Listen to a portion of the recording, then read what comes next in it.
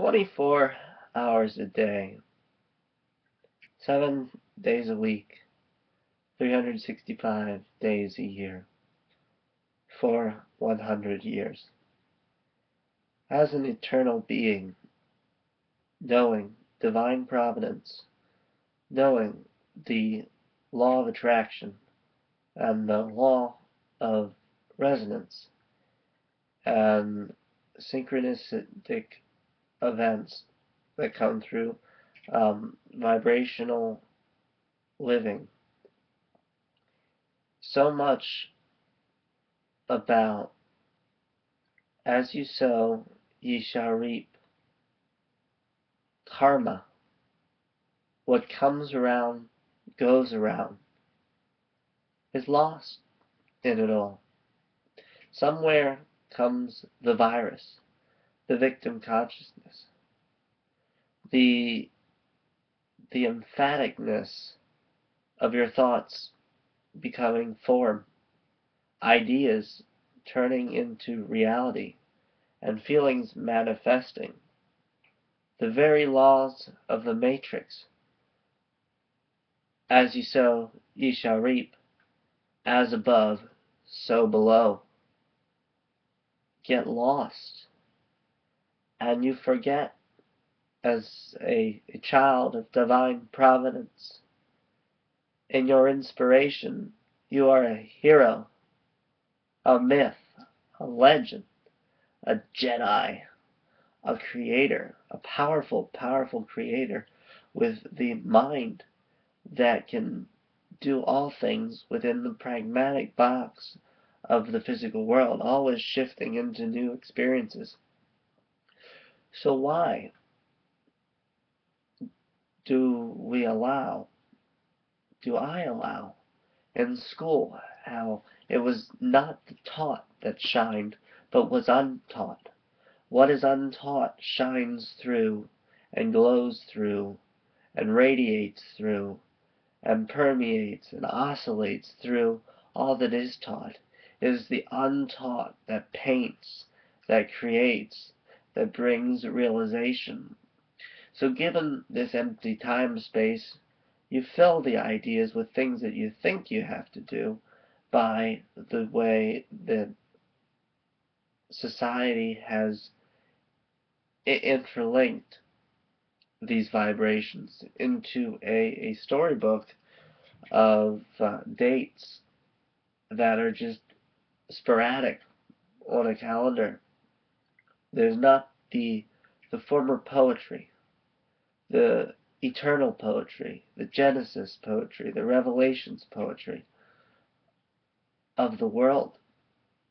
And this is an inspiration to every creator out there, to everyone who thinks in the dark shadows that this world is still a plaything, something fun to do, something eternal, not constrained by the sign of Scorpio and the fear of death and the threat of running out of money and absolutions that keep you stuck in a moment.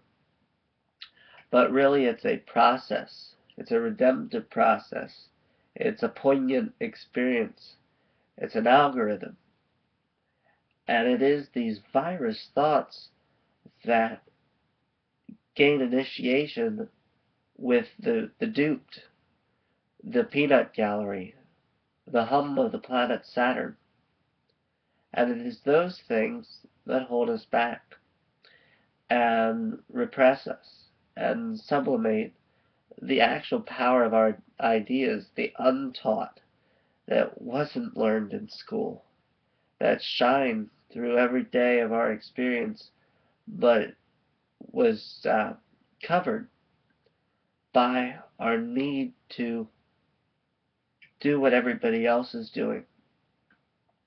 And within that dark shadow comes the lunar eclipse in the sign of Sagittarius before we head towards 2013. There's something new in these dark shadows, something inspiring, something shifting into shape.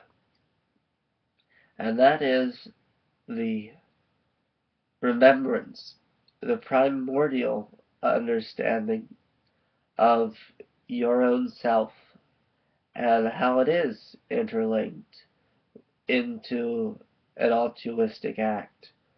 How when you ride on the waves, on the surfboard, on the waves of the fun, high vibrations, you are lighting the world for those around you. And when you think thoughts of conspiracy against another, those are mutual thoughts. They'll be picked up by anyone who's reading those vibrations out. So as you do so, you also reap. And what comes around does come around. And this law of attraction really is the law of resonances finding each other, the wavelengths that you resonate and oscillate. They'll find you the people who resonate and oscillate.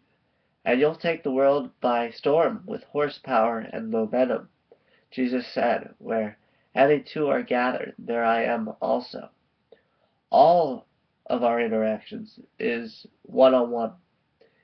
Despite all the people, despite the archetypes of transcendence that go out as our novelty in stories and songs and poems that are timeless, all these heroes and champions and leaders, they are in one-on-one relationships. And these deep absolutions, as large as you see the world out there, is the distance between any two minds, any two consciousnesses. And it is between these small the large develops into these archetypes of the realities that you prefer deliberately. And that's powerful. No need to validate your deliberate actions. And so as 2013 comes up, life is an algorithm, a journey, and things are going to shift, and energy will find your very thoughts that you think.